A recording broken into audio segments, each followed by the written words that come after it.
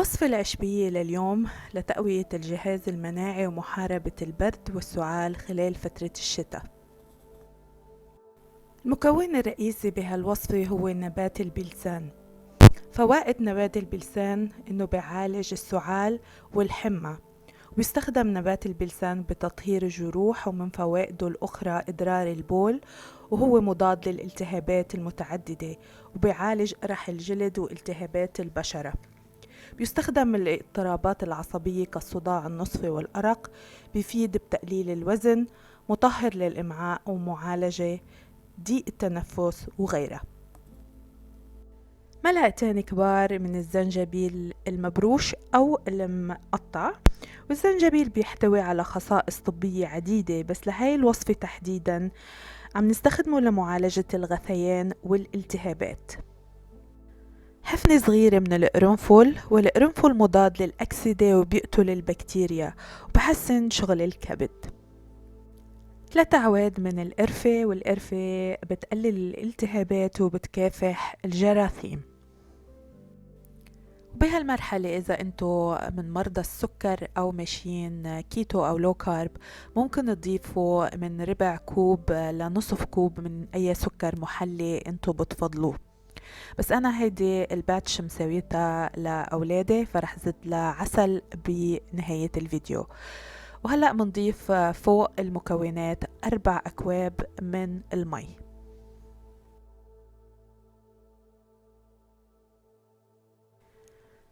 بنحط المزيج على حرارة عالية لحتى المكونات كلها تغلي.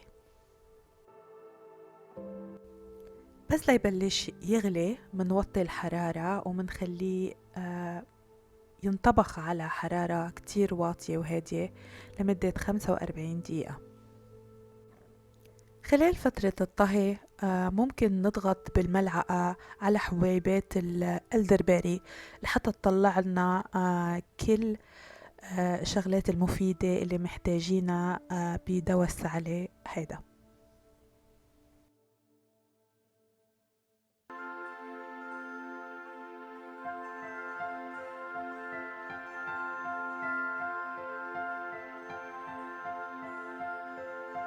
نستعين بمصفاية لحتى نصفي السائل تبعنا، وبملعقة نضغط على الحبيبات مرة جديدة هي وبقلب المصفاية حتى نطلع أي سوائل محبوسة جوا بعدها. بهالمرحلة إذا أنتوا استخدمتوا السكر المحلي ممكن تتركوا الشراب المركز ليبرد، وبعدين تعبوه بقنين ازاز او تحفظوه بالبراد. اما اذا بدكم تستخدموه لاطفالكم وبدكم تزيدوا العسل فاتركوه كمان لحتى يبرد تماما قبل ما نضيف العسل حتى ما نخسر من قيمه الغذائية.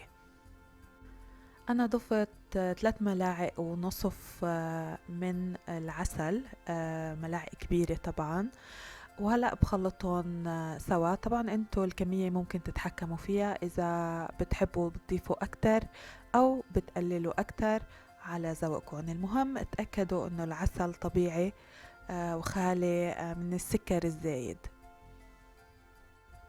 أنا بالعادة بشتري العسل من المزارع القريبة من بيتي، لأن طبعا كل ما كان العسل محلي كل ما كانت الإفادة أكبر، لأنه أنتوا والنحل بتكونوا عم تتشاركوا أو تتعرضوا للجو المناخي نفسه، وهذا كتير مهم إذا عم تاخدوا العسل للعلاج.